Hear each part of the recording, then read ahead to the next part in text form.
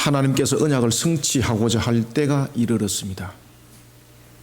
우리는 모든 시간들을 이야기를 할 때에 하나님께서 왜 우리에게 24시간을 줬는가라는 것은 기억하라는 것입니다. 만약에 우리에게 아침과 저녁이 없다면 우리에게는 한 날이라는 기억이 우리 속에는 없습니다. 그리고 우리가 무엇을 기억해야 될지도 명확하지 못합니다. 그래서 하나님께서 우리에게 24시간을 줬을 때는 우리에게 기억하라라는 것이었고, 또 하나는 우리에게 쉼을 주미 위함이었고, 또 하나는 그 쉼을 통해서 회복을 함께 말하고 있었으니 그것이 바로 저녁이 되고 아침이 되는 것이었습니다. 그러니 하나님께서 우리에게 저녁과 아침을 허락하신 것과 24시간 허락하신 것과 이 모든 것들은 하나님께서 우리를 향하여 베푸시는 은혜 속에 그 모든 것들이 담겨 있더라는 것입니다. 그런 하나님의 날은 우리의 날과 다릅니다. 그래서 우리는 성경에서 말하기를 우리의 한 날이 때로는 하나님께서 계획하실 때에 그것이 첫날이 될 수 있고, 또한 우리의 첫날이 하나님의 날로서 한 날이 될 수도 있다는 것이죠. 그래서 우리는 어떤 날을 통해서 항상 우리는 잊지 말아야 될 것은 하나님을 항상 기억해야 된다는 것입니다. 저녁이 되고 아침이 되니라는 것을 통해서는 항상 하나님의 은혜를 기억해야 되는 것입니다. 그래서 우리의 신앙이 상번제가 되어야 되는 것이죠. 아침에는 하루를 시작할 때 하나님의 은혜를 구하고, 그리고 저녁이 되었을 때는 하나님의 은혜에 감사하고, 그래서 우리에게 24시간이 있는 겁니다. 그래서 우리에게 밤과 낮이 있는 겁니다. 하나님께서 언약을 성취를 이룰 때에 이런 시간들과 그런 날을 사용을 하십니다. 이제 하나님께서 약속하셨던 그 언약의 때가 이를 때였습니다. 그 언약을 성취하기 위해서 하나님께서 한 사람을 세우는데 그가 모세였습니다. 하나님께서는 아브라함과 언약을 이루기 위해 모세를 이스라엘 가운데에 지도자로 세웁니다. 특히 창세기 15장에 보면은 창세기 15장 13절에서부터 16절에 보면은 하나님께서 아브라함과 언약을 합니다. 그때에 아브라함의 후손과 관계대한 언약을 세 가지를 하게 됩니다. 그 세 가지의 언약 가운데서 하나가 무엇인가 하면은 그 후손이 400년 동안 이방 땅에서 객이될 것을 말씀하십니다.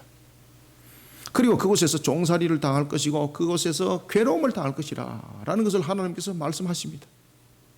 그런가 하면 그것으로 끝나는 것이 아니었습니다. 두 번째는 하나님께서 무엇을 약속하시는가 하면 그러한 종살이의 가운데서도 그들을 번성시킬 것과, 그런가 하면 그 종살이 가운데서 그들을 벗어날 것을 약속하십니다.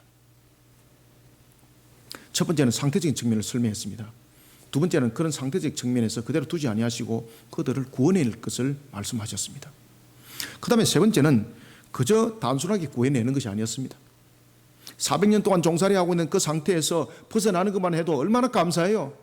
그런데 세 번째는 무엇을 약속하시는가 하면 마치 보상과 같이 400년 동안 종살이를 했던 것이 마치 적금을 들은 것과 같이 하나님께서 모든 것을 회복시켜서 그곳으로부터 빼낼 것을 언약을 하십니다. 여러분들, 이게 사람의 능력으로 가능할까요? 그죠? 불가능한 거죠. 우리는 400년이라는 것을 우리는 기약을 할 수가 없습니다. 우리가 일반적으로 400년이라고 말한다면 우리가 인생을 80년을 산다고 하더라도 무려 5세대가, 그죠? 5세대가 넘어가는 것인데 기억되겠습니까? 내가 아무리 약속을 해도 5세대 밑에서 그것을 약속을 성취하겠느냐 말입니다. 그 당사자가 되어야 되는 것이에요. 약속을 했던 그 당사자가 살아 있어야만이 그 약속은 400년 뒤에 성취를 할 수 있는 거예요. 하나님은 어제나 오늘이나 언제나 동일하신 분이기 때문에 그 약속을 할 수가 있어요. 그런데 우리는 그 약속을 할 수가 없어요. 제가 여러분들에게 장담합니다. 이렇게 내가 400년 뒤에 여러분들의 후손들을 갖다가 내가 해방시켜 줄 것이고, 그 후손들이 그 종살이로부터 벗어날 때에 마치 400년을 보상하듯이 내가 그들 손에 검은 보화를 손에 쥐어서 내가 그곳으로부터 빼낼 것입니다. 이러면은 여러분들 앉아서 아멘 하면서 믿겠습니까? 만약에 제가 그렇게 할 것에 대해서 아멘 했다면 그 사람 정신 나간 사람이죠. 그죠? 제가 400년 동안 제가 살아있을 수가 없는 거지 않습니까? 내가 그렇게 하겠다는 것은 거짓말이잖아요. 그런데 하나님은 가능하죠. 왜 그렇습니까? 하나님은 우리에게 24시간을 허락하실 때에 하나님은 그 24시간 안에 자신이 들어오는 것이 아니라 그 24시간을 통해서 우리에게 은혜를 베푸는 측면에서의 그 시간이었지, 하나님은 그 시간 안에 존재도 하지만은 하나님은 어디든지 계시는 분이시죠. 그래서 하나님 시간 통제 속에서 계신 분이 아니시죠. 그러니 언제나 어제나 오늘이나 언제나 동일하신 하나님이 말씀하시니까 그것은 약속이 되는 것이고 그것은 언약이 되는 것입니다. 하나님이기 때문에 약속이 되고 언약이 되는 것입니다. 제가 만약에 약속을 하면 그것은 언약이 되지 않습니다. 내가 400년까지 살아있어야 되는데 뭐. 그래서 그것은 허무맹랑한 소리가 될 수 있는 거예요. 그냥 소망과 희망사항인 거예요. 그것은 언약이 아닙니다. 언약이라는 것은 분명히 상방적인 약속이고 성취되어야 될 조건을 가지고 있는 것입니다. 아시겠습니까? 그래서 여러분, 언약이라는 것은 분명히 살아있는 당사자 속에서 일어나는 성취입니다. 그것은 하나님이기 때문에 그 400년 속에서 언약은 가능한 것입니다. 하나님께서 이 세 가지를 언약을 했습니다.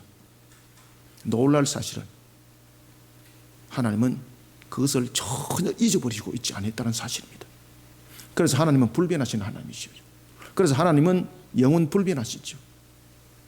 그래서 하나님은 은혜로우심이죠. 하나님은 신실하심이죠. 그 신실하신 하나님께서 약속을 지킵니다. 그때에 아브라함에게 어떤 말씀을 하셨는가 하면은, 내가 너의 후손들을 그 종된 장소에서 빼낼 때에 내가 그 나라를, 너희들 후손을 종으로 삼았던 그 나라를, 그 불의한 나라를 내가 강하게 칠 것이다. 질병으로 강하게 쳐서 내가 그들을 그것으로부터 빼낼 것이다. 이렇게 말씀하셨는데 그 약속을 성취를 하는 겁니다.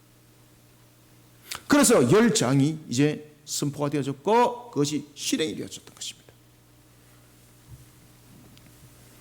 하나님께서 10재앙을 일으켰던 것은 언약의 성취이기도 하지만은 또 하나는 우상 숭배를 향한 하나님의 강력한 심판을 예고하고 있었습니다.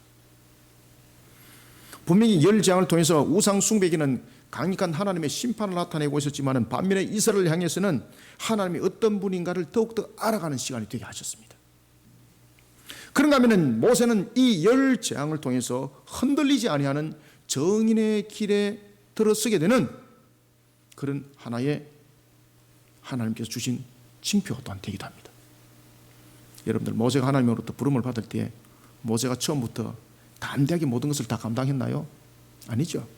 그래서 모세가 이 10재앙을 겪으면 겪을수록 하나님을 향한 믿음과 하나님을 향한 확신에 대해서 더욱더 담대하게 쓰기 시작합니다. 그래서 말도 안 되는 하나님의 명령에 그는 순종을 하기 시작하는 거예요. 그래서 여러분들 홍해 바다를 갖다가 갈를 때도 하나님께서 그 홍해 바다를 향해서 손을 들어서 간구하라 그랬지 않습니까? 그런 부분들이 다 이 10재앙을 통해서 생겨났던 그 신앙의 믿음 속에서 그 일들이 일어났던 것입니다. 하나님께서 이 재앙을 통하여서 애굽을 향해서는 우상 숭배를 향한 심판을, 그리고 이스라엘 향해서는 살아계신 하나님이 어떠하심을, 그리고 또한 모세를 향해서는 흔들리지 않은 정인의 길을 들었으라고 이 10재앙을 통해서 증거해 주고 있습니다. 이런 가운데서 오늘 일어나고 있는 5번째 재앙, 특별히 이 시대와 굉장히 접목점을 가지고 있습니다. 왜냐하면 5번째 일어났던 이 재앙이 바로 질병과 관계있는 재앙이거든요. 실질적으로 첫 번째부터 네 번째까지 재앙은 굉장히 괴로움을 당하지만은 실질적 죽음은 임하지는 않았습니다. 그런데 5번째 재앙에부터 실질적 죽음이 임하게 되는 겁니다. 그런데 이 죽음이 다른 것으로 일어나는 것이 아니라 질병으로 일어나는 것입니다. 그런데 놀랄 사실은, 오늘 본문을 보십시오. 놀랄 사실은 이스라엘 백성의 가축은 단 하나도 그 질병으로 죽임을 당하지 않았더라. 이것을 여러분 주시하셔야 됩니다. 우상 숭배자인 애굽인들의 재산을 향해서 직접적 피해를 주는 재앙, 이 장면을 통해서 모세는 더욱더 하나님의 사명자로서 자신을 견고하게 세워나가게 됩니다. 우리는 어떤 상황들을 볼 때에 그 상황들을 피하려고만 하지 마시고 모면을 하려고만 하지 마시고 그 상황들을 통해서 하나님께서 나에게 들려주시는 음성이 있는가 하면은 또한 그 상황을 통해서 나에게 증거하게 하시고 목격하게 하시고 흔들리지 아니하게 신앙으로 세우라고 또한 그 상황을 우리에게 펼쳐주고 있다는 것을 여러분 기억하셔야 됩니다. 그래서 우리가 당하는 이 상황 속에서 당하지 마시고요. 항상 우리가 모세가 첫 출발을 할 때는 흔들림이 있었지만은 그 신앙이 가면 갈수록 마치 아브라함처럼 견고한 신앙으로 세워지는 그 과정 속에 이 모든 상황들은 전개됐다는 사실. 우리가 지금 겪고 있는 상황도 동일하다는 것을 여러분 기억하셔야 됩니다. 그래서 우리는 오늘 이 5번째 장을 통해서 이 시대에 세워져 있는 우리, 질병조차도 주관하시는 하나님, 이 모든 상황들을 통해서 우리로 하여금 모세처럼 어떤 정인의 길을 흔들리지 않고 걸어가기를 원하고 계실까? 이 시대를 향해서 하나님께서 이 여러 가지 상황들을 통해서 우리에게 2가지를 확실하게 우리에게 보여주고 있습니다.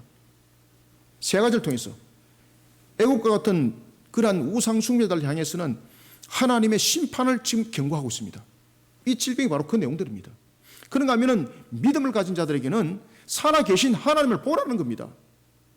그런가 하면은 또한 성도로 세워져서 사명을 감당하는 사역자들에게는 무엇을 말하고 있습니까? 흔들리지 마라. 내가 너와 함께하고 있다. 흔들리지 마라. 흔들리지 않는 정인의 길을 가라고 우리에게 지금 메시지를 던져주고 있습니다.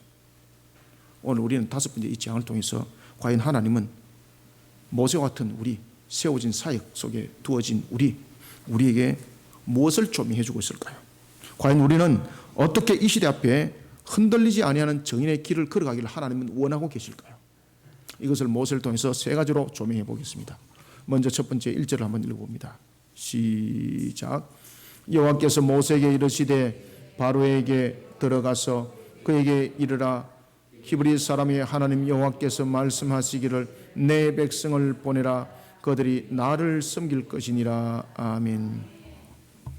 여러분들, 이 성경을 이제 연구를 하다 보면은 저는 이제 뭐 그런 부분들은 이제 신학적으로 이제 연구를 하고 이렇게 하는 이제 신학자가 되다 보니까 그런 부분들을 유별나게 사실은 관심을 가지고 제가 보죠. 여러분들, 첫 번째 장에서부터 10번째 장에서 계속해서 하나님께서 통일적인 측면에서 하시는 말씀이 있습니다. 제가 늘 여러분들에게 말씀드리잖아요. 성경을 보면은 굉장히 반복적 단어를 많이 쓰고 있다는 것이죠. 그럼 반복적 단어를 많이 쓰고 있다는 것은 그 속에서 말하고 있다는 겁니다. 그 단어 속에서 말하고 있다는 겁니다. 아시겠습니까? 그럼 그 단어 속에서 무슨 말을 하고 있는가라는 것은 전부 다 성경 안에서 그 답이 다 있는 거예요. 특히 첫 번째 장에부터 10번째 장에서 반복적으로 여러분 나타나는 그 내용들이 뭔가 하면은 바로 내 백성입니다. 내 백성. 아시겠습니까? 그리고 여호와입니다. 제일 먼저 등장하는 것이 항상 계속해서 나타나는 것이 여호와입니다.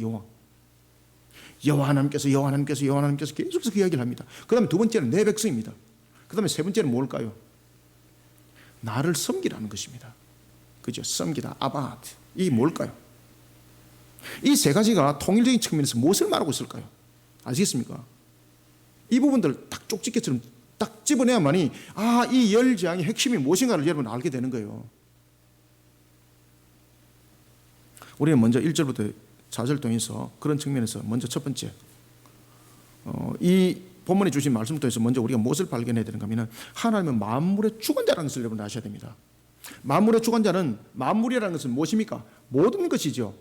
그러면 모든 것이라는 건 그 속에 무엇도 함께 포함되어야 되는 겁니까? 만약에 하나님께서 질병을 주관하지 못한다면 그것은 만물의 주관자가 될 수 있나요? 될 수 없는 거예요. 우리는 만물의 주관자신 하나님에 대해서 우리는 믿습니다. 이렇게 고백을 하면서 질병에 대해서는 이거 어떻게 되나 나 이거 어떻게 되나 하나님은 온데간데 없고 지금 그 말씀을 하시는 거예요. 그것을 지금 가르치는 거예요. 지금 하나님께서. 그래서 하나님께서 만물의 주관자라는 것을 질병 통해서 그것을 응답하실 때에 이스라엘은 하나도 질병으로 상함이 없도록 하시고 애굽의 우상 숭배자들만 이 질병을 가지고 두드려 버리는 거예요. 그럼 이 질병에 대한 주관자가 누구란 이야기입니까? 그렇죠. 그것을 가르치는 거예요. 이게 여러분 뭐가 연결됩니까? 요한계시록의 4번째 청황색의 마을의 사건과 연결이 되는 겁니다. 이 모든 부분들이. 지금 종말에 일어나고 있는 우리의 이 질병의 사건들, 사서뿐만 아니라 모든 질병의 메르스에 관한 부분들, 그리고 또한 우리에게 일어나고 있는 코로나 문제들, 아시겠습니까? 이 주님의 음성입니다. 지금 하나님은 하나도 주관하지 아니하심이 없어요, 여러분들요. 그래서 우리는 1절부터 4절 통해서 계속해서 이 열 재앙 속에서 나타나고 있는 것 가운데서 대표적인 것들, 여호와라는 단어를 통해서 우리에게 무엇을 계속해서 주시를 시켜주고 있는가? 만물을 주관하신 하나님을 믿으라는 겁니다. 그리고 애굽을 향해서는 만물을 내가 주관하고 있는 것을 너희들이 똑똑히 한번 봐라는 겁니다. 우상은 존재하지 않는다는 거죠. 그래서 우리는 1절부터 4절 통해서 하나님은 만물에 대한 주관자일 뿐만 아니라 유일한 예배자라는 것인 거예요. 제가 앞에 여러분들에게 세 가지를 말씀드렸죠. 이것을 종합적으로 묶으면 무슨 단어가 성립이 될까요? 예배라는 단어가 성립이 됩니다. 아시겠습니까? 그래서 만물의 주관자, 하나님은 만물에 대해서 주관자일 뿐만 아니라 유일한 예배 대상자라는 사실을 열악한 환경을 통해서도 우리에게 마치 불어닥치는 태풍과 같은 폭풍 전야와 같은 그런 열악한 상황 속에서도 흔들림 없이 우리는 담대하게 정언해내는 그런 정인의 길을 걸어가는 성도 되기를 하나님은 원하세요. 지금 모세가 지금 그렇게 만들어지고 있거든요. 그래서 성경을 우리에게 주는 것은 그냥 과거에 흘러갔던 재밌는 스토리가 아닙니다. 이 역사를 통해서 하나님께서 동일한 역사를 일으킬 때에 너희들이 이런 모습을 보고 견고하게 세워진 자가 되라는 겁니다. 열 재앙에서 특별히 강조되는 것, 앞에도 제가 말씀드렸던 것처럼 못이 강조되더라, 여호와가 강조되더라. 그 다음에 두 번째는 못이 강조되더라, 내 백성이 강조되는 거죠. 내 백성. 그 다음에 세 번째는 나를 섬기는 것. 이것이 열 재앙 속에서 동일하게 계속해서 강조되는 겁니다. 이 세 가지가 무엇으로 연결되는가 하면 바로 예배로 연결되고 있습니다. 월십, 그죠? 예배로 연결되고 있습니다. 우리는 이 점을 주목해야 됩니다. 이 점을 놓쳐버리면 열 재앙의 의미 다 사라지는 겁니다. 모세 당시 애굽 사람들은 어땠습니까? 짐승의 형상을 얼마나 많이 만들었습니까? 여러분 지금도 보면은 파라오라든지 그런 데 보면은 이게 왕관에 무엇이 있습니까? 뱀의 뭐 꼬리들을 이렇게 달아놓고 그런 부분들을 많이 해놓지 않습니까? 그것은 여러분 액세서리가 아닙니다. 그런 짐승들을 다스리고 있는 신을 숭배하는 사상입니다. 그게. 그래서 당시에 애굽에는 아주 강력한 500신을 섬기고 있었는데 그것은 대표적인 것입니다. 왜 이렇게 신들을 많이 섬기고 있는가 하면은 그들은 모든 부분들이 신의 구조 속에 있다고 그들은 보았던 겁니다. 모든 부분들이 신의 구조 속에 있을 때에 신은 마치 각각적인 측면에서 역할적 측면에서의 그 모습이 있다는 거죠. 봄에는 봄의 신이 있고 여름에는 여름의 신이 있고 가을에는 가을의 신이 있고 겨울에는 겨울의 신이 있고 계절의 신이 있고 그 다음에 나라와 민족의 땅을 다스리는 신이 있고 그런가 하면 또한 하나의 지형적 측면에서 다스리는 신이 있고 아니면 요소적인 측면에서 식량을 다스리는 신이 있고 뭐 생육 번성하는 측면에서 다스리는 신이 있고 힘을 강하게 하는 신이 있고 그러다 만들다 보니까 나중에 어떻게 되더라? 그래서 여러분들 그래서 창세기 11장에 바벨이라는 것이 성비된 겁니다. 아시겠습니까? 지금 애굽이 그 딱 상태예요. 마치 창세기 11장에 나타나고 있던 바벨과 같은 그런 상황적 전개 속에 놓여 있었던 것입니다. 그런 강력한 우상 숭배 속에 그들이 우상을 많이 섬기고 있었습니다. 그들은 우상을 많이 섬길수록 무엇을 비례한다고 봤던 겁니까? 나라가 견고히 세워지고 그 다음에 자신의 재산이 부해지고 후손이 더욱더 번성해지는 측면에서 그것이 필요했던 조건이었습니다. 그래서 어디든지 능력 있는 신이 비춰지기만 하면은요, 그것을 신으로 섬기는 것이었습니다. 그 중에서도 가장 가난한 지역에서 대표됐던 신이 바로 바알과 아세라의 신이었죠. 그죠? 바알과 아세라. 그들이 이와 같이 많은 우상을 섬기는 것은 바로 나라를 지키고 재산을 지키고 번영과 승리를 꾀하기 위해서 우상의 초점이 맞춰져 있었던 것입니다. 그러다 보니까 힘센 짐승 그리고 번식을 많이 하는 짐승 이것이 우상 숭배가 됐던 겁니다. 신은 그들을 통해서 일을 하신다는 거죠. 그래서 짐승들 우상화들이 만들어지기 시작했던 겁니다. 그리고 그들은 그 우상을 예배를 했던 겁니다. 그러니까 하나님께서 열장을 통해서 그 우상들을 전부 다 깨뜨리잖아요. 예배자는 누구라는 것입니까? 하나님이라는 것을 알려주고 있는 거예요. 특히 오늘 본문에 이제 나타나고 있는 소도 등장합니다만은 암소는 하토르라는 신을 상징하고 있습니다. 그런가 하면은 황소는 하나의 그 아피스라는 그런 부분들을 상징하고 있습니다. 재산의 정식. 그 다음에 힘, 이런 부분들을 함께 대표하고 있는 것이죠. 하나님께서는 재산과 소유를 상징하는 이런 우상을 향해서 심판을 단행합니다. 너희들이 믿고 있는 그 신들이 얼마나 허무맹랑하고 허구한지를 내가 보여주겠다. 그래서 재산에 관해서 직접적으로 타격을 주는 거예요. 이때 하나님께서 무슨 도구를 사용한다? 번개를 사용할 수도 있는 거잖아요. 그런데 무엇을 사용한다? 질병을 사용하는 거예요. 질병을. 번개는 그들이 이미 신으로 여러분을 믿는 거죠. 그런가 하면 땅을 갈라놓는 지진으로 하게 되면 그들을 또 믿는 신이 되는 것이죠. 그런데 질병은 그들의 신이 아니죠. 그래서 하나님께서 그 도구를 사용하는 겁니다. 그들은 자신들의 신을 통해서 질병을 막는 거죠. 그죠? 그런데 하나님께서는 이 질병을 도구로 써서 우상 숭배를 두드리고 있어요. 왜 그런가 하면 그들의 신이 허구라는 것을 증명하기 위함이에요.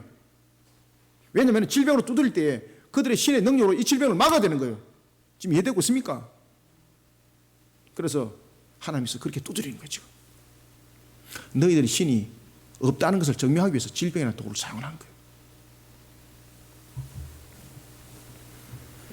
애굽인들이 섬기고 있는 우상이 얼마나 허무맹랑한지 그 실상을 깨트리기 위해서 질병이라는 도구를 사용하는 거예요.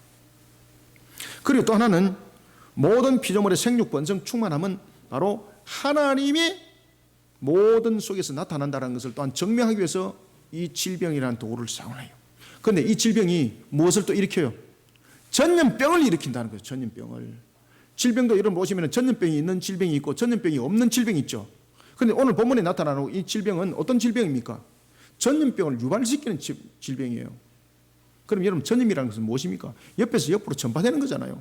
그럼 옆에서 옆으로 전파될 때에 누가 골라서 전파합니까? 저 사람은 내가 마음에 들어서 저 사람은 내가 전파하고 저 사람은 마음에 안 들어서 전파 안 하고 이겁니까? 질병이? 그것이 아니죠. 질병이라는 것은 그냥 옆에 있으면서 그냥 순식간에 그냥 마치 물감이 물에 풀어지듯이 그렇게 일어나는 것이 전염이잖아요. 그건 놀랄 사실은 하나님께서 전염을 지금 주관하고 있다는 거죠. 주관하고 있으면서 이스라엘에 속한 것들은 그냥 담을 넘어가듯이 그냥 다 뛰어넘어가 버리는 거예요. 이것을 통해서 하나님이 어떤 분인가를 증거하기 시작하는 거예요. 모든 것은 하나님의 주관하심이라는 것을 가르칩니다. 이 질병이 전염이라는 도구를 통해서 하나님은 그것을 사용하고 있습니다. 그때 하나님께서 어떤 말씀을 하시고 있는가 하면은 이 질병을 통해서 내가 너희들을 두드릴 때에 전염성을 가진 이 질병을 가지고 두드릴 때에 내 백성의 가축에게는 어떤 상함도 해함도 없을 것이다. 아멘. 그러면 이것을 지금 누가 주관한다는 이야기입니까? 하나님이 주관하신다는 겁니다.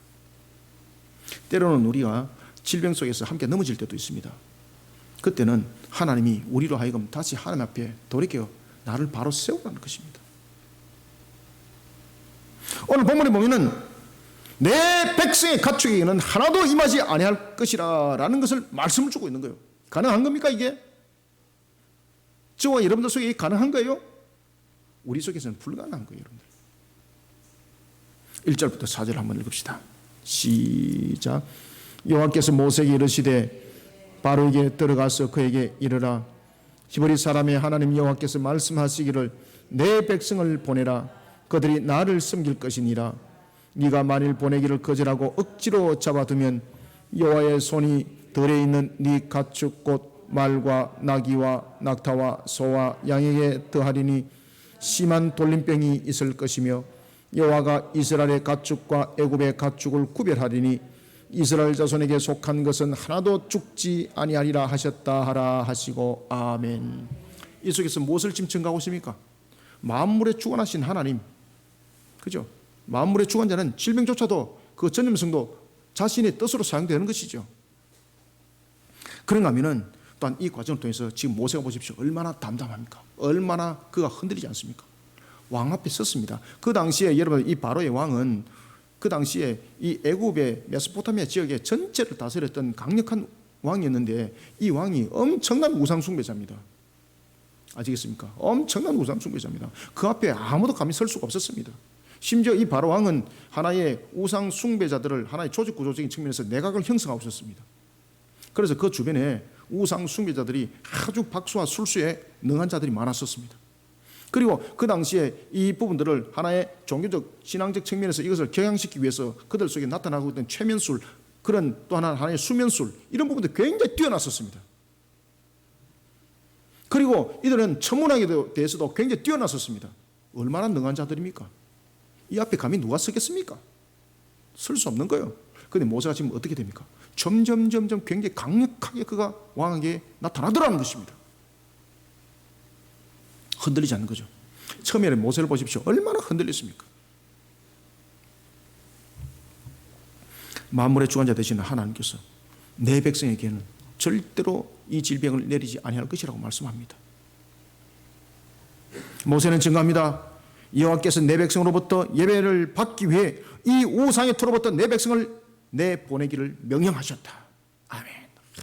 여러분들, 우리는 세상으로부터 우리가 구별되어내는 측면에서 오늘도 하나님께서 우리에게 질병을 통해서 두드리고 있다는 사실입니다. 하나님을 예배를 하라는 거예요. 하나님을 예배를 하라는 거예요. 이 음성이 세상 가운데 들려져야 되는 거예요. 모세처럼 이 음성을 들려야 되는 거예요. 지금 하나님 지금 두드리고 있는데 모세처럼 그 말씀을 전가하는 자들이 없습니다. 이 시대를 향해서 하나님께서 지금 질병을 두드리고 있습니다. 우리는 모세처럼 이 상황을 담대하게 전거해야 되는 겁니다. 이것이 교회의 책임이고 성도의 역할인 것입니다. 그래서 우리는 이 시대 앞에 담대하고 당당하게 이 상황을 통해서 하나님을 예배하라. 이 우상의 틀을 흠으로 때리는 그 심판을 너희들은 기억하고, 오늘도 오직 예배에는 하나님의 한 분뿐이 양식을 알고 온 세상이여 하나님 앞에 엎드릴지어다. 이 말씀이 교회 속에서 동일하게 선포되어야 되는 거예요. 한 말씀이 되어서 선포되어야 되는 거예요. 이상한 스토리 잡당질 하지 말고, 모세가 여러분들 얼마나 지금 강력하게 지금 쏘고 있습니까? 여호와께서 내 백성으로부터 예배를 받기 위한다. 그리고 이 우상의 틀로부터 벗어나기를 원하고 있다. 이것을 명령하고 있는데 이것을 너가 어길 때는 하나님께서 심판하실 것이다. 애굽의 온 짐승들 하나도 살려두지 아니하고 전부 다 질병으로 쓸어버릴 것이다. 얼마나 담대합니까? 얼마나 당당합니까? 그렇죠? 우리가 이 시대 앞에 이런 예배 회복자로서 선포자가 되어야 되는 거예요. 그런데 자신이 먼저 꼬리가 내려져 가지고 눈치 보면서 예배 보고 이게 무엇입니까? 그러니까 능력이 없는 거예요. 그러니까 능력이 안 나타나는 거예요. 여러분들 아시겠습니까? 당당해야 됩니다. 담대해야 됩니다. 사랑하는 성도 여러분, 하나님은 만물의 주관자로서 주관을 하실 때에 질병의 그 전염조차도 주관하십니다. 지금 이 시대를 여러분 보십시오. 얼마나 많은 전염병이 세계를 지금 뒤덮고 있습니까? 지금 이 코로나가 4차 변형종이 나타났습니다. 그죠? 그래서 지금 인도를 지금 덮고 있죠. 하루에 31만 명. 그냥 순식간에 그냥 썰어버리는 거예요, 그냥. 지금 대체로 여러분들 질병들이 강력하게 나타나는 지역들이 어떤 지역인가 여러분 도표를 한번 그려보십니까? 예? 대체로 어느 쪽에 많이 나타나요, 강력하게? 아시겠습니까? 하나님이 지금 음성입니다, 지금. 특히 우리가 요한계시록을 기억하셔야 됩니다. 지금 이 본문과 요한계시록 속에서 하나님의 음성을 들으셔야 됩니다. 요한계시록 6장 8절에 보면은 여러분들이 잘 아시는 네 번째 인의장 청황색 말이 있습니다. 이 청황색은 온역이라는 부분들을 통해서 질병을 일으킵니다. 전염병을 일으켜서 온 땅을 그냥 휩쓸어 버립니다. 그때 놀라운 것은 하나님의 백성들에게는 피할 길이 그 속에 함께 주어집니다. 그런데 이것이 한순간에 끝나지 않습니다. 네 번째 인이 떼지고 다섯 번째 인이 떼지면서 순교자들의 신원의 음성이 들릴 때 더 강력하게 이 질병이 나타납니다. 그리고 이것이 더 강력하게 나타나면서 어떤 상황이 벌어지는가 하면 이제 하늘의 기한 현상들이 나타나게 됩니다. 여러분 지금 질병이 굉장히 강력하게 나타나고 있죠. 이것은 어떤 음성인가 하면 지금 순교자들의 피의 신원의 음성이 들려지고 있다는 겁니다. 그것은 무엇인가 하면 아버지여 우리의 이 모든 부분들을 회복시킬 때가 언제입니까? 그들이 하나님께 간구하잖아요. 하나님 우리의 이 원수를 갚아주옵소서. 새하늘과 새 땅이 언제 속히 열리십니까? 라고 말할 때 조금만 참아라. 너의 동무들의 그 계수가 찰때니라 라고 말씀을 주고 있지 않습니까? 지금 복음으로 부려진 그 계수는 이미 거의 다 차갈 때라는 것을 여러분 기억하시길 바랍니다. 그러면 이 속에서 어떤 상황들이 벌어지고 있는가 하면 강력한 질병들이 더욱더 강력하게 나타나면서 다음에 무엇을 예고하고 있는가 하면 바로 하늘에서 떨어질 상황들을 지금 설명하고 있습니다. 이것이 우리 상황 속에서 우리 시대 속에서 나타날 수 있습니다. 첫 번째 인에서부터 네 번째 인의 재앙은 마치 2000년의 역사 속에서 엄청난 오랜 시간을 두었지만은 이것은 마치 노아 시대에 하나님께서 허락하신 방주의 120년의 기간과 같이 회개할 기간을 허락하심입니다. 그 이후에 일어날 사건들이 신속하게 일어납니다. 왜 그런가 하면 계수가 이제 채워졌거든요. 그러니까 그때부터 박살 내버리는 거예요, 하나님께서. 그래서 저와 여러분들이 살아있을 이 시대에 앞으로 하늘에서 마치 하늘이 검은 상복을 입은 것처럼 해가, 그리고 또한 달이 핏빛으로 변하는 것처럼, 그리고 하늘에서 별들이 무수히 떨어져서 이 땅 위에 마치 종말이 오는 것처럼 그런 상황들이 우리 시대에 겪어질 수 있습니다. 지금 그 경고의 음성이 질병을 통해서 지금 들려주고 있습니다. 이것을 인지하셔야 됩니다. 이것을.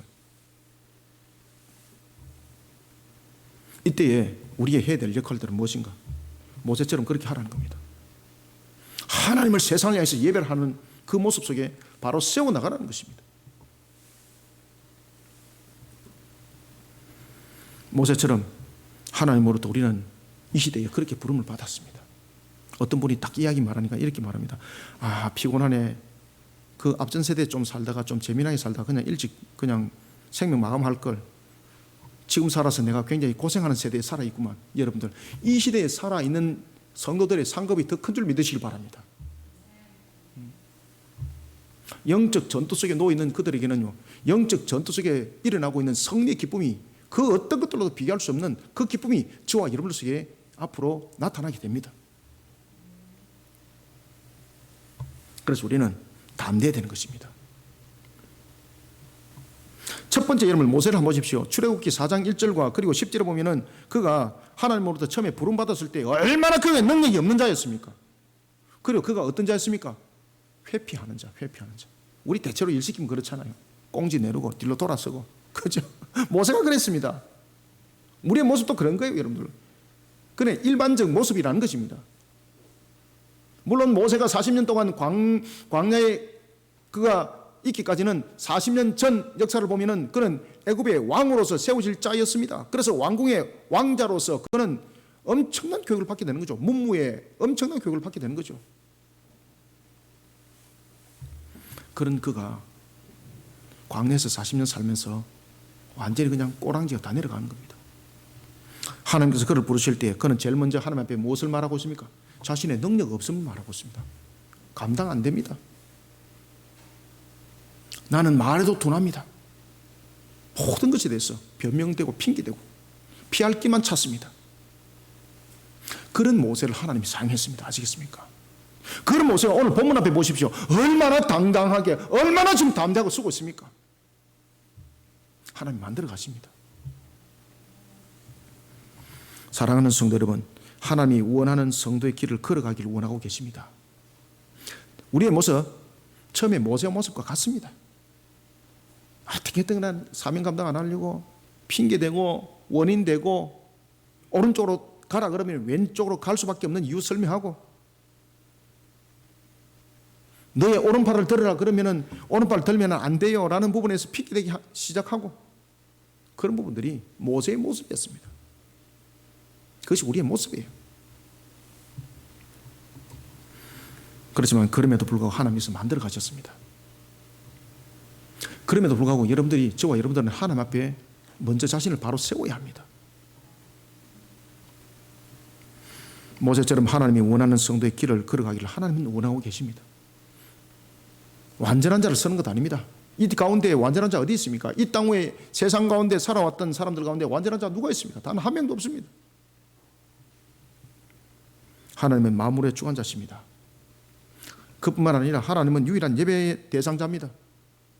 이 사실을 열악한 환경 속에서도 흔들림없이 담대히 정거에는 정인의 길을 걸어가기를 하나님은 원하십니다. 이 길을 걸어갈 때에 저와 여러분의 능력으로 걸어가라 말하지 않습니다. 다만 하나, 순종하라는 것입니다. 능력 없지만은 그 말씀에 순종하라는 것입니다. 하나님은 이미 우리의 부족함을 알고 계십니다. 능력 없음을 알고 계십니다. 무지함을 이미 알고 계십니다. 그렇지만 하나님은 우리에게 이런 말씀하십니다. 내가 다 알고 있노라. 그렇지만 다만 하나, 너가 순종하여라. 이것밖에 없습니다. 지금 모세가 그런 속에서 만들어지고 있는 겁니다. 이와 같이 흔들리지 않는 길을 들었을 때에 우리가 모세를 돌아보면서, 모세를 바라보면서 오늘도 하나님께서 세우신 이 담대함의 길 속에 우리가 먼저 하나님 앞에 순종하는 걸음으로 이 모든 것들을 이루어가는 저와 여러분들이 다 되시기를 소원합니다. 그 다음에는 두 번째는 어떻게 우리는 흔들리지 않는 정인의 길을 걸어가야 되겠는가? 어떻게? 5절을 한번 읽습니다. 시작. 여호와께서 기한을 정하여 이르시되 여호와가 내일 이 땅에서 이 일을 행하리라 하시더니 아멘. 자, 이 일을 내일 행한다 그러잖아요. 지금 당장이 아니라 내일이라는 것입니다. 그러면 내일이라는 것은 뭔가 하면 지금 당장 일어나면은 어떤 측면에서는 보면은 하나의 자연적인 현상 속에서 일어나는 것인데 그냥 말을 갖다 끌어붙일 수도 있는 거잖아요. 그래서 내일이라는 것은 두 가지 측면입니다. 하나님께서 주관하신다는 것을 말하고 있고, 두 번째는 무엇을 말하고 있을까요? 회개의 시간을 허락하십니다. 이것이 하나님의 공의 속성 속에 있습니다. 여러분들, 하나님께서 심판하실 때에 항상 갑자기 심판하셨나요? 아니면 먼저 말씀을 주시고 그 길들을 열어주셨나요? 그렇죠. 항상 말씀을 먼저 주시고 길을 항상 열어주셨어요.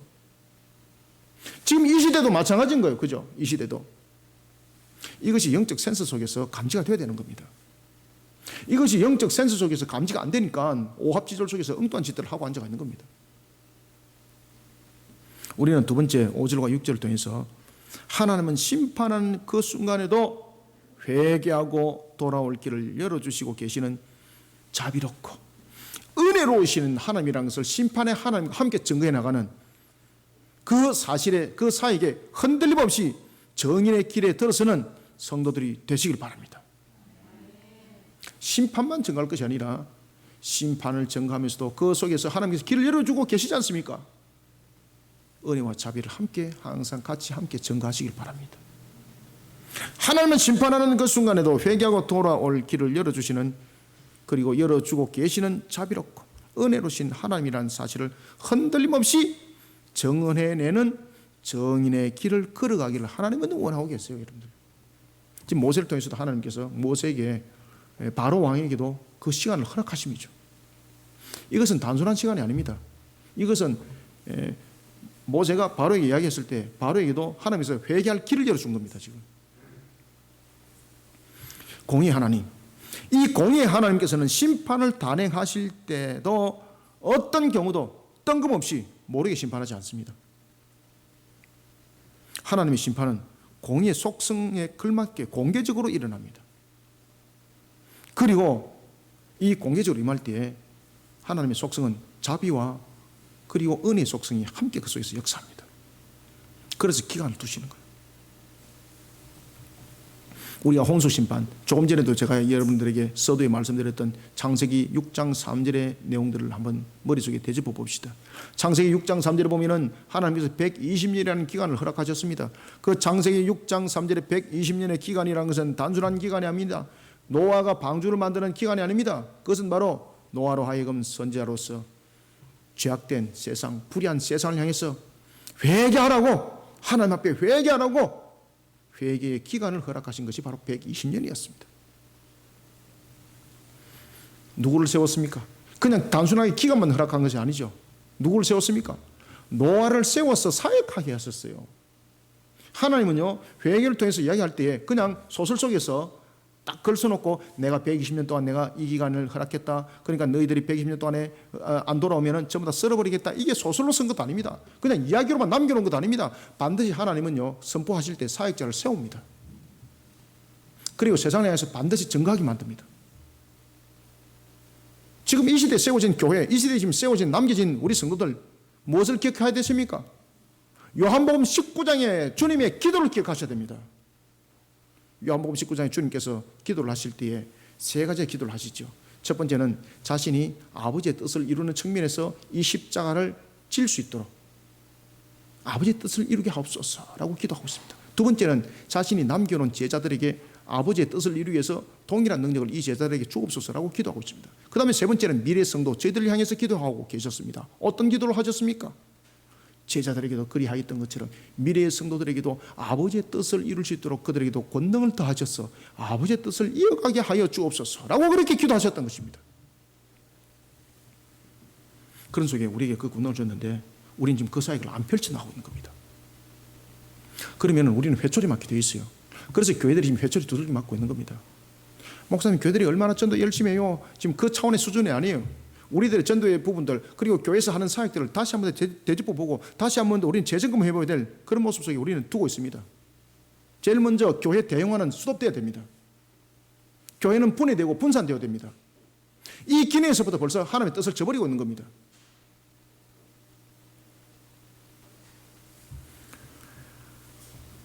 애굽왕 바로는 하나님의 백성을 우상 숭배의 도가니에 가둬놓습니다. 그리고 하나님의 백성을 자신의 종으로 여깁니다. 그들을 짓밟습니다. 이런 애굽의 왕 바로를 향해서 하나님은 심판을 단행합니다. 그때도 공의 하나님께서 그 바로 왕에게 회개의 길을 열어줍니다. 교회들이 본연들의 모습 속에서 해야 될 사역들이 무엇인가? 물론 교회가 규모가 커져서 해야 될 일도 많다는 것도 알고 있습니다. 그렇지만 규모가 커서 많은 일들을 하기보다는 지역적 분화적인 측면에서 분권적 측면의 사역들이 일어나야 합니다. 그것이 지금 이 시대의 사역들입니다. 그래서 이 시대의 사역들은 큰 교회들은 깨어져야 합니다. 반드시 깨어져야 합니다. 그리고 분산되어야 합니다. 그리고 목회자들은 사건이 돼서는 안 됩니다. 생명을 걸고 사역을 해야 됩니다. 생명을 걸고 사역을 할 자신이 없으면 평신도로 내려가야 됩니다. 평신도로 내려가야 됩니다.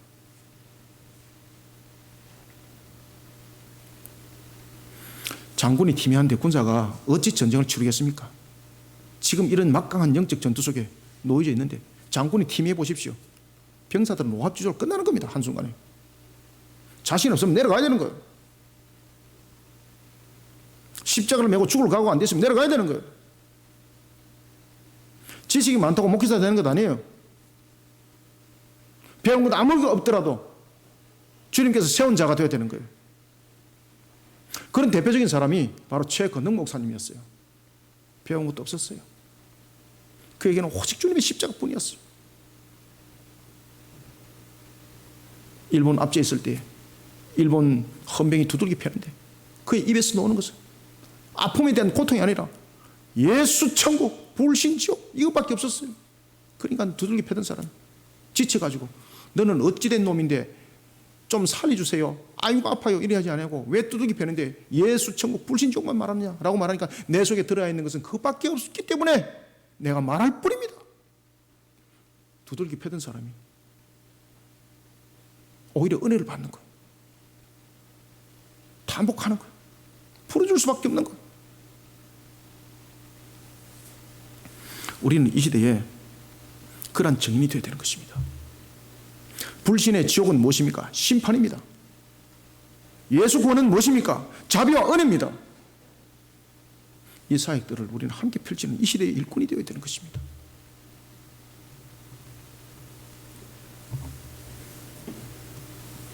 모세가 노아처럼 심판을 계시할 때에 심판만 계시한 것이 아니라 하나님의 자비와 은혜를 함께 계시합니다.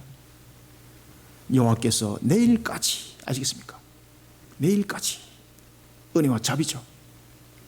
허락하셨으니 이 말씀에 순종할 때에 왕에 속한 모든 짐승은 안전할 것입니다. 그렇지만 이 말씀을 가볍게 여기고 다음에 이제 심판입니다. 이 말씀을 가볍게 여기고 이 말씀을 따르지 않을 때는 하나님의 심판이 왕에 속한 모든 짐승에게 임할 것입니다. 아멘. 애굽왕 바로는 여전히 자신이 섬기고 있는 다양한 신의 능력을 믿고 있었습니다. 여러분들 바로 왕이 왜 계속해서 이렇게 돌출적인 행동을 할까요? 여러분들. 그래서 제가 앞에 미리 말씀을 드린 것이 있죠. 강력한 그들은 500신을 섬기고 있었다는 것. A라는 신이 패하면 B라는 신이 대체할 수 있다고 그렇게 여기고 있었던 것입니다. 그래서 그는 자신이 섬기고 있는 신이 깨어나기를 계속 기다리고 있는 거예요. 그래서 모세에게 그가 굴복을 했다가도 다시 마음이 변해되고 또 굴복했다가도 다시 변해되고 이리 되는 것은 그가 어떤 상태로 있는가 하면은 자신의 A라는 신이 패했지만은 이제 B라는 신은 남아있다는 거죠. 또 B라는 신이 패했을 때는 C라는 신이 남아있다는 거죠. 그래서 어느 신이든 간에 깨어 일어나서 전화위복을 일으킬 것이다. 이 기대감을 가지고 있었던 것입니다. 여러분, 전화위복이 무엇입니까? 한문으로 화가 전환되어서 복으로 오는 것을 우리가 전화위복이라고 그러잖아요. 지금 바로가 지금 그것을 지금 꿈꾸고 있는 거예요. 자신은 많은 신을 섬기고 있는데 이 많은 신은 예를 들어서 1대 500이에요. 이 신이 지금은 강력해서 계속 자신의 신을 치지만은 지칠 때가 있다는 거죠. 그러면 끝에 승리는 누가 거둔다는 겁니까? 마지막 남은 자신의 신이 이것을 두들겨 가지고 모든 걸 전화위복시킨다는 그 개념을 가지고 있는 거예요. 아시겠습니까? 그래서 바로가 굴복했다가 다시 돌아서고 굴복했다가 다시 돌아서고 이렇게 하는 거예요. 물론 그 마음조차도 하나님께서 허락하심이에요. 그래서 그것을 잠정적, 허용적 내용 속에서 우리는 설명을 또한 해야 되는 것입니다.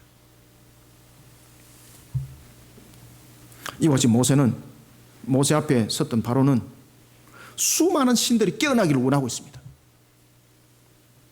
그럴 때 자신에게 유리함이 전화위복으로 나타난다는 것입니다. 그러나 애굽 왕에게 들려진 소식은 모세 말대로 이스라엘에게 속한 짐승들은 하나도 죽임을 당하지 않지만 애굽에 속한 짐승들은 모두 다 죽임을 당했다는 소식을 왕이 듣게 됩니다. 5절부터 6절 한번 읽어봅시다. 시작. 여호와께서 기한을 정하여 이르시되 여호와가 내일 이 땅에서 이 일을 행하리라 하시더니 이튿날에 여호와께서 이 일을 행하시니 애굽의 모든 가축은 죽었으나 이스라엘 자손의 가축은 하나도 죽지 아니한지라. 아멘. 지금 바로 왕은 버티고 있는 이유가 무엇입니까? 자신이 섬기고 있는 많은 신들이 회복되어서 여호와를 칠 것이라는 그런 기대감 속에 항상 있었던 것입니다. 우리가 여러분 역사 속에서 한번 봅시다. 이런 유사한 사건이 하나가 있습니다. 그것은 바로 열왕기상에 나타납니다. 누굽니까? 엘리야와 바알의 400명의 선지자입니다. 열왕기상 18장 25절부터 29절에 보면 우상의 허망함을 잘 증거해주고 있습니다. 엘리야가 바알의 우상 숭배자들과 대결을 벌립니다. 갈멜산에서 그들과 대결을 벌립니다. 400대리였습니다. 그죠? 그때 엘리야가 너희들의 신을 먼저 부르라고 말합니다. 바알 선자들이 열심히 부릅니다. 재물을 갖다 바치면서 부릅니다. 응답이 없는 거예요. 야, 신이 아직까지 깨어나지 못했는갑다. 그래서 그들은 최후의 수단을 가합니다. 그것은 바로 뭔가 하면 자신을 자해를 하는 겁니다. 이 제사장들의 몸을 자해를 해서 피를 흘리게 되면 신이 그 피냄새를 맡고 깨어난다는 거예요. 그래서 몸을 칼로 가지고 기리면서 자해를 하기 시작합니다. 그때 엘리야가 뭐라 말합니까? 너희 신이 아직까지도 졸고 있는갑다. 빨리 더 열심히 불러라. 그런데 자신들이 졸고 있다고 여기했던 그 신은 응답하지 않습니다. 그렇지만 엘리야의 기도 한마디에 하나님이 응답합니다. 하늘에서 불이 내리고 하늘에서 비가 내립니다. 여러분, 존재하지 않는 신은 응답할 리가 없습니다. 신명기 8장 19절은 이렇게 증거합니다. 네가 만일 네 하나님 여호와를 잊어버리고 다른 신을 따라 그들을 섬기며 그들에게 절하면 내가 너희에게 증거하노니 너희가 반드시 멸망당할 것이다. 아멘. 이게 지금 이 시대를 향해서 외쳐야 될 음성입니다. 이 시대 보십시오. 얼마나 만연해진 우상들이 있습니까? 그런 우상들 속에 여러분 보시면 지금 코로나 전염병들이 대유행 속에서 나타나고 있잖아요. 하나님이 지금 두드리기는 거예요. 지금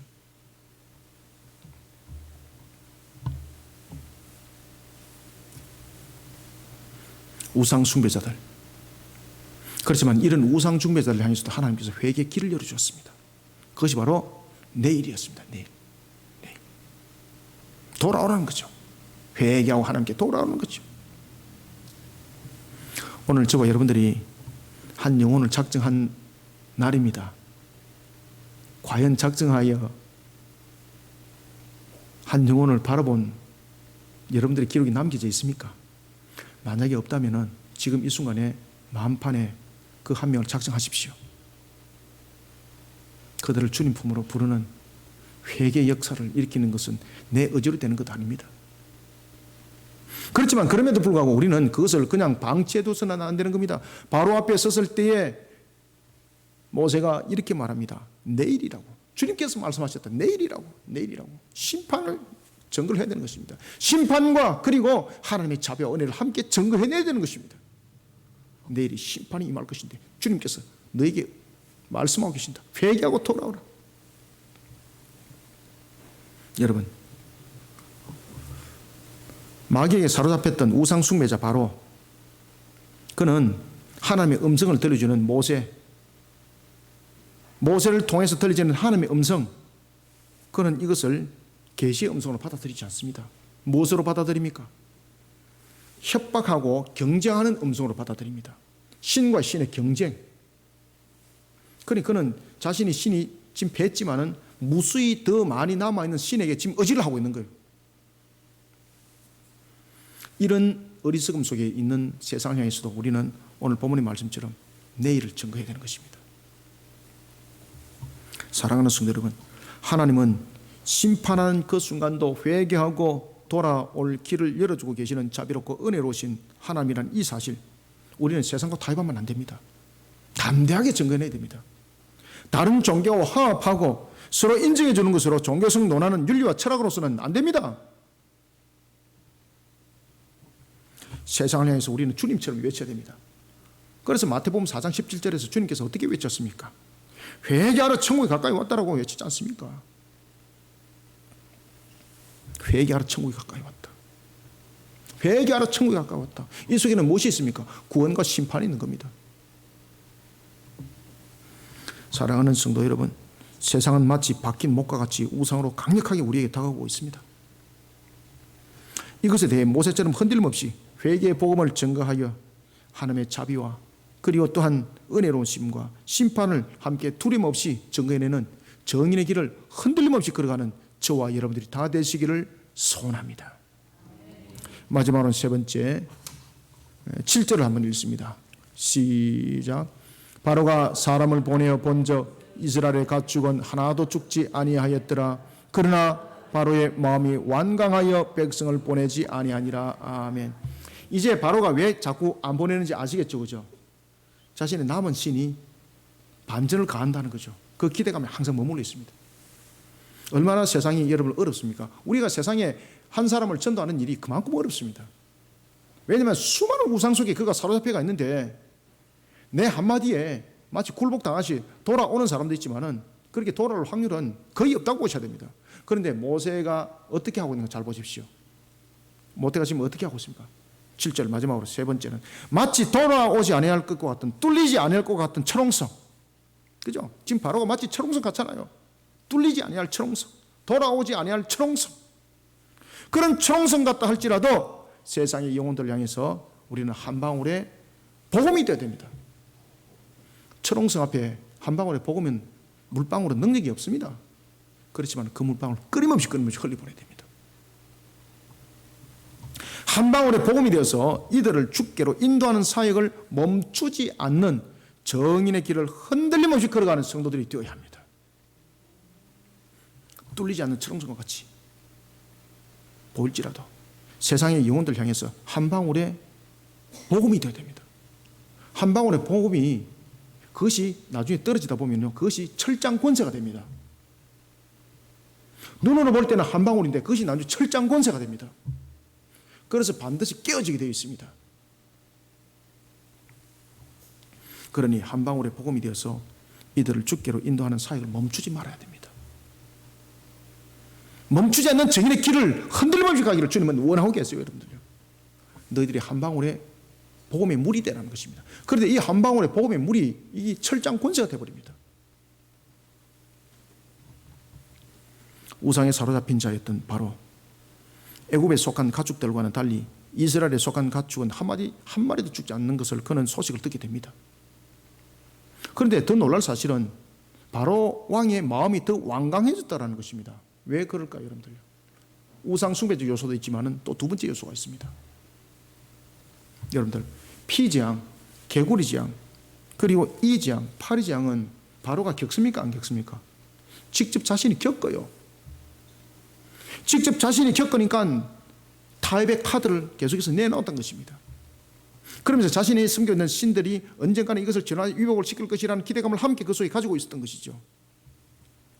그런데 가축들의 죽는 죽음은 자신에게 재산적 손실은 있었지만은 자신에게 직접적 해는 오질 않았습니다. 여러분들, 직접적 영향이 큽니까? 간접적 영향이 큽니까? 직접적 영향이 큰 거예요. 그래서 욥이 하나님으로부터 고난을 당할 때도 재산의 문제, 자녀의 문제, 그걸 넘어서서 자신의 육신이 딱 가했을 때에 하나님 앞에 제일 큰 시험 속에 탁 떨어지게 되는 거예요. 여러분들 아시겠습니까? 직접적인 거. 여러분들 속에 간접적인 것은 의식적 측면에서는 충격은 가지만은 직접적인 것과는 비교되지는 않아요. 직접적으로 여러분들이 직접 뭔가를 가해버리면은요, 큰 충격을 받게 되는 것이죠. 분명히 재산상에는 손실이 많았습니다. 그런데 이 자신에게 직접적 몸의 모습 속에서는 해함을 안 당했던 것이죠. 여기서 우리는 깨달아야 될 것이 있습니다. 그것은 바로 뭔가 하면 왕입니다. 왕은 백성의 아픔이 자신의 아픔이 되어야 됩니다. 자신이 직접적으로 해를 당하지 않더라도 백성이 지금 가축을 잃어버려서 재산상 손실을 입었습니다. 그러면 그 재산상 손실은요, 그 백성의 아픔이 아니라 왕의 아픔이 되어야 되는 거예요. 그런데 하나님이 왕이신 것과 우상 숭배자가 왕인 것은 다릅니다. 지금 그 이야기를 우리에게 가르쳐주고 있는 겁니다. 왕은 어떤 자입니까? 왕은 백성의 아픔이 곧 자기 아픔이 되어야 됩니다. 백성의 아픔이 여러 가지 분쟁질하고 백성의 아픔을 돌이켜보지 못하고 자신의 유리한 입장을 해석을 하기 위해서 편가름하고 이러면 그건 왕이 아닙니다. 그건 지도자 아닙니다. 한 사람의 아픔이 있다면 그것을 다른 것으로 대처가지고 그냥 묻어버리는 것이 아닙니다. 그 아픔을 알아야 되는 것입니다. 그래서 왕은, 지도자는 만인의 가슴이 되어야 합니다. 한 사람의 가슴이 아니라 만인의 가슴이 되어야 합니다. 만 가지를 품을 자격이 없고 자신이 없으면 지도자 되면 안 됩니다.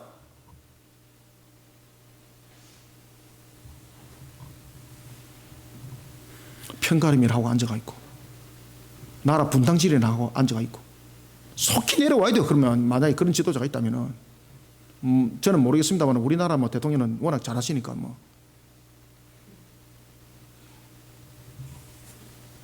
속히 내려와야 돼요. 여러분들요. 왕은 왕으로서의 가슴을 가져야 돼요. 그런데 마귀에게 사로잡힌 자들은 그런 마음을 가지지 않습니다. 백성의 아픔이 자신의 아픔이 되지 않습니다. 그저 위장만 할 뿐이에요.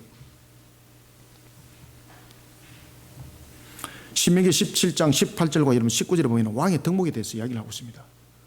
왕의 덕목은 하나님을 경외하는 속에서 나타납니다. 왕의 덕목은요, 하나님의 율법을 지키는 것 속에서 생겨납니다. 아시겠습니까?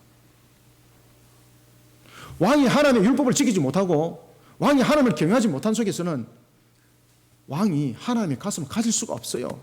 그래서 만 가지의 가슴을 가질 수가 없는 거예요. 그러니까 분탕질하고 앉아가 있는 거예요. 지금 바로처럼 말입니다. 7절을 다시 한번 읽읍시다. 시작. 바로가 사람을 보내어 본즉 이스라엘의 가축은 하나도 죽지 아니하였더라. 그러나 바로의 마음이 완강하여 백성을 보내지 아니하니라. 아멘. 사랑하는 성도 여러분, 우상 숭배자들의 마음은요, 자신이 백성을 돌아본다고 하지만은 자신이 백성을 돌아보는 것이 아닙니다. 백성을 돌아볼 때는 하나님의 형상을 돌아봐야 되는 거예요. 백성을 돌아볼 때는 백성이라는 개념이 아닙니다. 백성을 돌아볼 때는 이 백성이 하나님의 형상으로 보여야 합니다. 그래서 만 가지의 가슴을 가져야 되는 거예요. 만 가지의 가슴.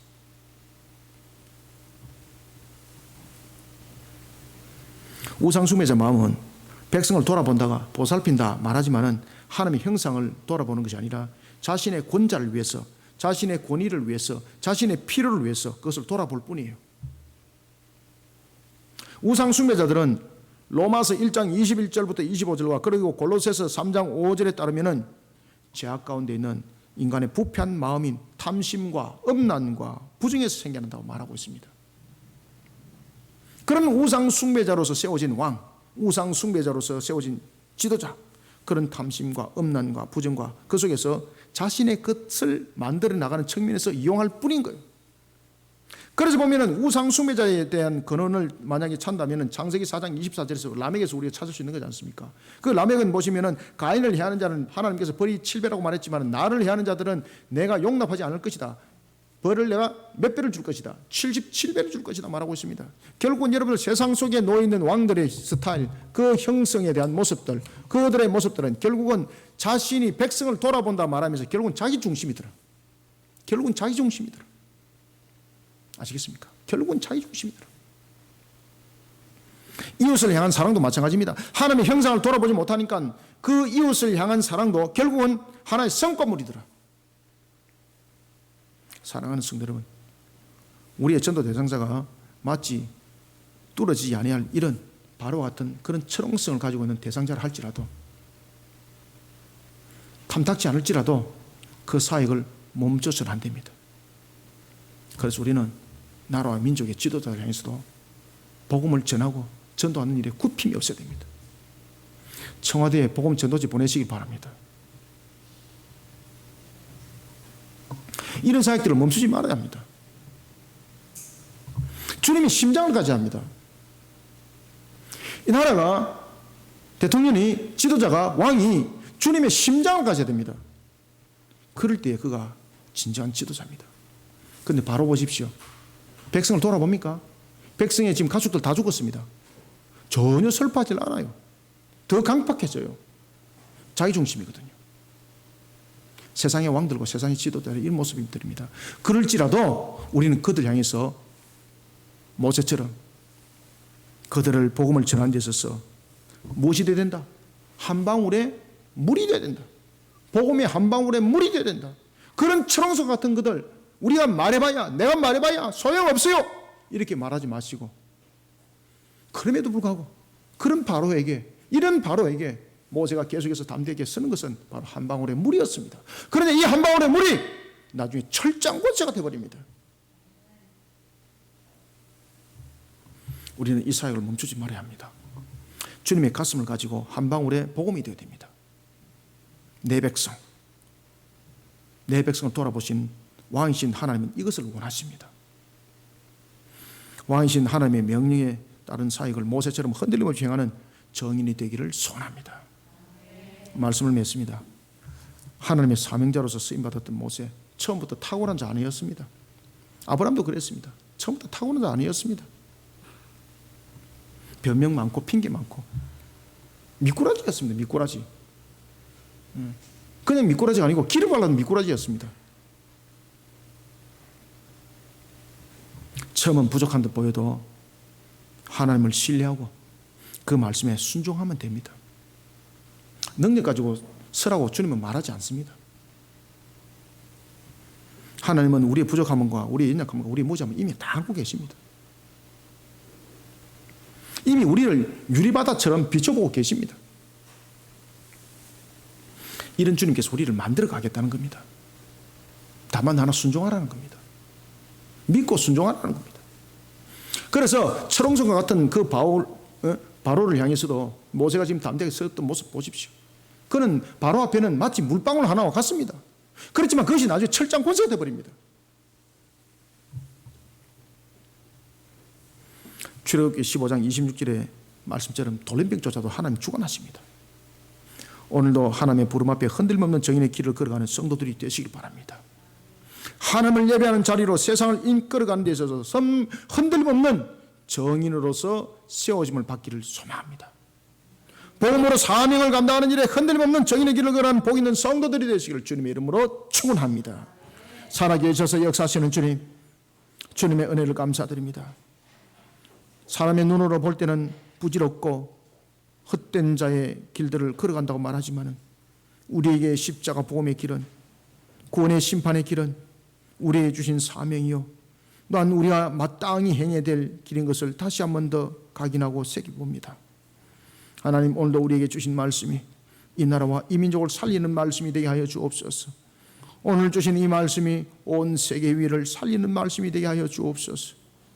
오늘 이 말씀이 우리로 하여금 모세처럼 하나님 앞에 바르게 세워지는 신앙의 가치관 가지게 하여 주옵소서.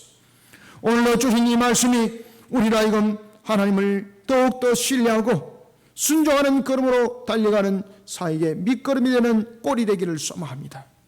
이런 속에 주신 말씀은 이 한날에 쓴 금의 말씀이 되어 혼과 이웃과 골수를 찔러 쪼개게 하여 주시고, 주신 이 말씀이 철장 권세가 되게 하여 하나님께서 주신 말씀대로 이 한 방울이 주님의 능력으로 세상을 뒤바꾸는 역사가 일어나기를 소망합니다. 부족한 종의 입술 통하여 증거되었지만은 이것이 하나님의 권세가 되게 하여 주옵소서. 주님께서 주신 말씀이오니 이 말씀이 우리 모든 성도들의 심령 속에 텃밭을 이루게 하여 주시고 결실이 맺혀지게 역사하여 주옵소서. 그래서 우리에게 허락되어진 5월 30일이 하나님 앞에 영광 돌리는 귀한 한 날이 되게 하여 주시고, 그 한 날이 오늘 주신 말씀의 결실이 되게 역사하여 주시옵소서. 하늘의 문을 열어주시고 은혜 담비를 부어 주옵소서. 성령 충만한 역사로 오늘도 주신 말씀 속에 힘있게 걸어가기를 소망하오니 주여 우리를 만들어 이끌어 주시기를 소망하며 예수님의 이름으로 기도드립나이다. 아멘.